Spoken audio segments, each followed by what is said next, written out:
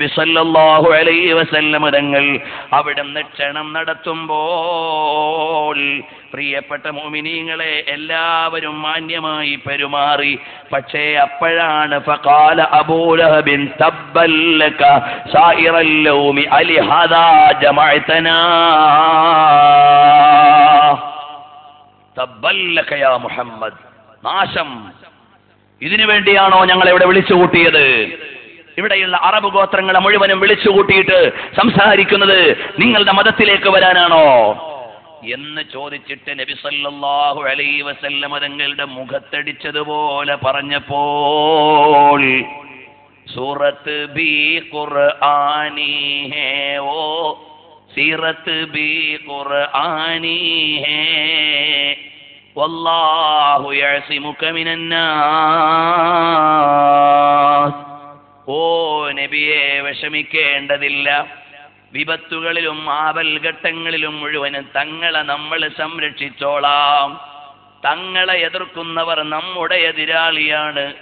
തബ്ബത് യദാ അബീ ലഹബിൻ വതബ്ബ മാ അഗ്നാ അൻഹു മാലുഹു വമാ കസബ സയസ്ലാ നാറൻ ذات ലഹബ വംറഅതുഹു ഹമ്മാലതൽ ഹതബ് ഫീ ജീദിഹാ ഹബ്ലും മിൻ മസദ്. അടിമുടി അടക്കം എല്ലാം നാശത്തിലാണെന്ന് ഒരൊറ്റ പ്രഖ്യാപനം അല്ലാഹുവിൻ്റെത് വന്നുപോയി. കാരണം എന്തായ മെഹബൂബോ മുഹിബ് മേ നഹി മേരാ തേരാ. അള്ളാഹുവിന്റെ ഹബീബിനെ ചീത്ത പറഞ്ഞവർ അള്ളാഹുവിനെ ചീത്ത പറഞ്ഞതിന് തുല്യമാണ്. അള്ളാഹുവിന്റെ ഹബീബ് സല്ലല്ലാഹു അലൈഹി വസല്ലം തങ്ങളോട് ബൈഅത്ത് ചെയ്തവർ അള്ളാഹുവിനോട് ഉടമ്പടി ചെയ്തതിന് തുല്യമാണ്.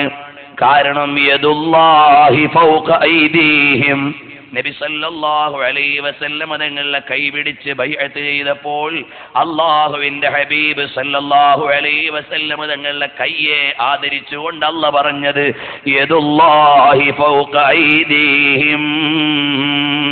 കാരണം എന്തേ? ഖാതമുൽ മുർസലീൻ യേ ജഹാപ് ഹേ ബായിസെ ഇൽമതേകും ഫകാഅപ് ഹേ.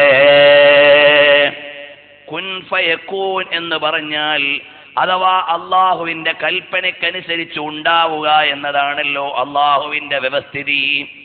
അതിന്റെ നിയോഗം ലഭിച്ച നേതാവല്ലേ തങ്ങൾ. വല്ലാഹു ഹുവൽ മുഅ്തി വഅന ഖാസിമുൻ എന്ന ഹദീസിലേക്ക് ഇമാം ബുഖാരി പഠിപ്പിക്കുന്നത് അങ്ങനെയാണ്. അള്ളാഹുവാണ് നൽകുന്നത്, നബി സല്ലല്ലാഹു അലൈഹി വസല്ലം തങ്ങളാണ് വിതരണം ചെയ്യുന്നത് അഥവാ പ്രദാനം ചെയ്യുന്നത്.